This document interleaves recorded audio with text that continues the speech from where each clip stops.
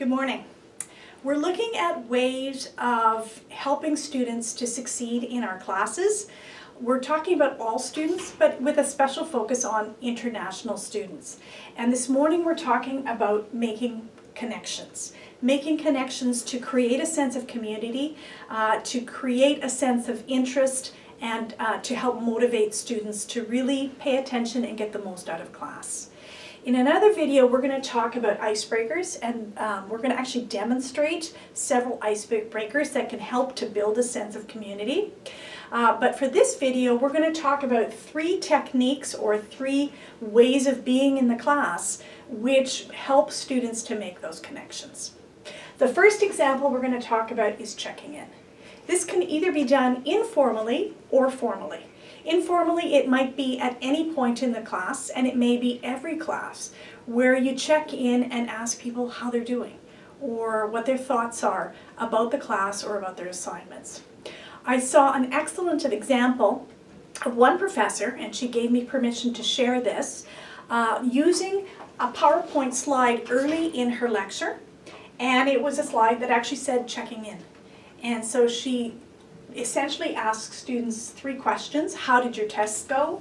How is everyone feeling about your next few weeks of class? And how is everyone doing with the winter weather?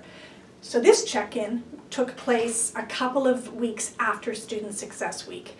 And she actually got some questions and thoughts about the assignment. She also got a few expressions of angst about the winter that was coming, and she was able to help share and pool some information about how to get good clothing and get ready for winter. So then, once she had done that, she was able to move into the rest of the class, and it was pretty seamless, actually. So there's an example of how you can actually formalize a check-in and put it in as part of your lesson plan. Another way that you can build connections with students is telling stories. The stories obviously shouldn't be about nothing. They should come back, and there should be a point to them that have to do with what you're teaching. But my experience has been throughout my career, whether it's teaching English or whether it was teacher training, that students gave feedback that they appreciated the stories that illustrated what I was trying to teach them, and they always wanted more. What they always wanted was more stories from the field.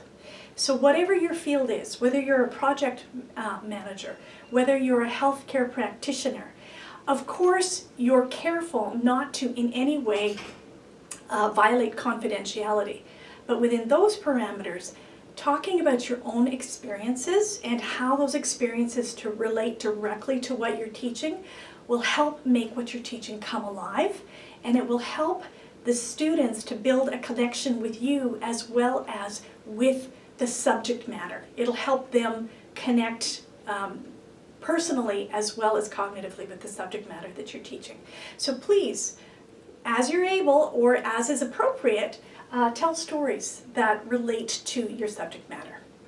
And my 3rd suggestion here is it could actually be an icebreaker, or it can be used at the beginning or any point of the class, and it's an Ask Me Anything moment. You could, and I have seen colleagues do this very successfully, you could put up pictures of yourself at the beginning of the semester and say, ask me anything. Or you can do what I have done in the past, when I know there has been a particularly challenging reading or work that I know that they're doing on their own. I will ask students at the beginning of the class, I will say, you have 10 minutes, ask me anything. Ask me any questions you have about the reading. Ask me to define any terms that you've been reading or that I've been talking about, and just open it up. Sometimes I get silence, and I take that as permission to move on.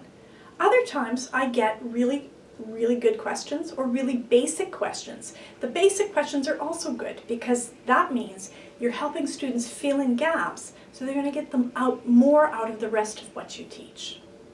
So there you have it.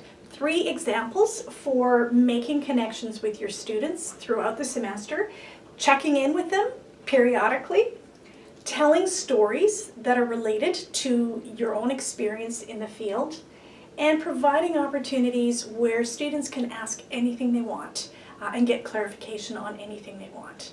So I hope you try some of those if you haven't been doing them already.